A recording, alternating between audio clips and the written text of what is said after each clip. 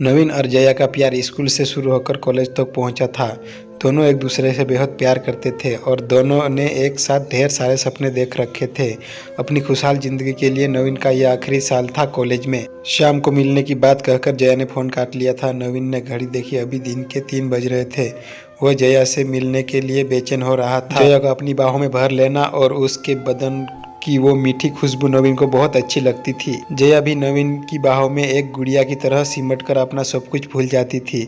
दोनों इसी तरह लिपट कर बिना कुछ कहे काफी देर तक एक दूसरे की बाहों में खोए रहते थे। नवीन को उसी पल का इंतजार फिर से था। आज नवीन ने महसूस किया कि जया की आवाज में एक बेचैनी सी थी। शायद मुझसे मिलने की बेचैनी, नवीन मन ही मन में सोचा और मुस्कुराया। शाम होने को आई थी। अचानक नवीन के घर की घंटी बजी और इससे पहले कि नवीन दरवाजे तक पहुंचता उसकी माँ ने दरवाजा खोला। जया ही थी। उसने नवीन की माँ को नमस्ते की और सीधे नवीन के कमरे की तरफ बढ़ गई।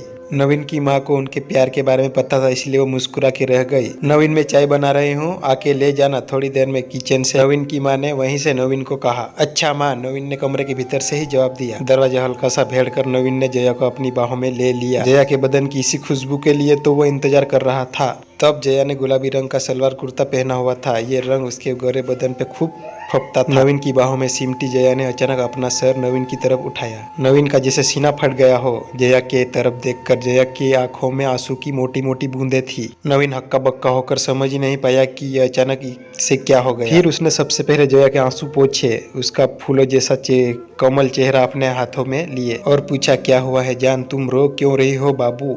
इतना ही सुनना था कि जया जैसे और टूट गई और बिना आवाज के वो और रोने लगी। उसकी आंखों से निकलते आंसू नवीन का सीना जैसे फाड़ रहे थे। नवीन से रहा नहीं गया और उसने सबसे पहले दरवाजा बंद किया ताकि जया के रोने की आवाज कमरे के बाहर न जाए। फिर उसने जया को अपने बिस्तर पे बिठाया और खुद नीचे जमीन पर बैठा। जया के हाथ अपने हाथों में लेकर उसने जया से कहा, जान अब बोलो, ऐसा क्या हो गया कि मेरी बाबू इतना रो रही है। तुम्हें पता नहीं मेरे दिल पे क्या गुजर रही है तुम्हारे आंसू देखकर। अब प्लीज बताओ क्या हुआ है। जया ने अपने आंसू पोंछे, अपने आप को संभाला और नवीन का हाथ पकड़कर बोली, हमारा साथ यहीं तक था जान, हमारे रास्ते आज के बाद कभी साथ न होंगे। नवीन को जैसे कोई करंट लगा हो। उसने जया के हाथ को कस के दबाया और चीखा, क्या पागलों जैसी बात कर रही हो, होश में तो हो तुम बाबू। जया की आंखों से फिर से आंसू टपकने लगे। उसने नवीन को अपने पास बिस्तर पे बिठाया और उसका हाथ पकड़कर बोली, जान तुम्हारी बाबू अब किसी और की पत्नी बनने जा रही है। पिताजी आज ही मेरा रिश्ता तय करके घर लौटे हैं और घर में सब बहुत खुश है। नवीन पागलों की तरह उसकी तरफ देखकर जया की बातें सुन रहा था। उसे समझ में नहीं आ रहा था कि वो कैसे और क्या बोले। फिर थोड़ी देर बाद जैसे होश आया हो, उसने जया की आंखों में झांक कर कहा, तुम मजाक कर रही हो ना जान। हालांकि नवीन की आवाज का कंपन खुद नवीन को बता रहा था कि वो जानता है कि सब खत्म हो चुका है और जया मजाक नहीं कर रही है। जया ने उसके सवाल का जवाब नहीं दिया। अपने चेहरे को अपने दुपट्टे से पोंछकर उसने नवीन से पूछा, क्या तुम्हें सच में ये मजाक लग रहा है क्या बाबू। नवीन को अचानक से ऐसा लगा जैसे पूरा कमरा उसकी आंखों के सामने घूमने लगा है और सामने बैठी जया भी उसे गोल शक्ल में घूमती हुई नजर आ रही थी। उसने अपना सर अपने हाथों से पकड़ लिया और एक शब्द न कहकर फर्श की तरफ देखने लगा। सब कुछ धुंधला सा दिख रहा था उसे, क्योंकि अब उसकी आंखों में आंसू की वो गंगा थी जो अभी अभी उसे उसकी बचपन की मोहब्बत जया ने उसे तोहफे में दी थी। जया बिस्तर से उठी और दरवाजे की तरफ बढ़ी। नवीन अभी भी वैसे ही बैठा हुआ था। नवीन, जया ने जब उसे उसका नाम लेकर पुकारा तो उसने हैरान होकर जया की तरफ देखा। आज तक जो जया उसे बाबू जान, जानू, सोना के अलावा उसे और कुछ भी नहीं कहती थी, आज शादी की बात तय होते ही उसे उसके नाम से बुला रही थी।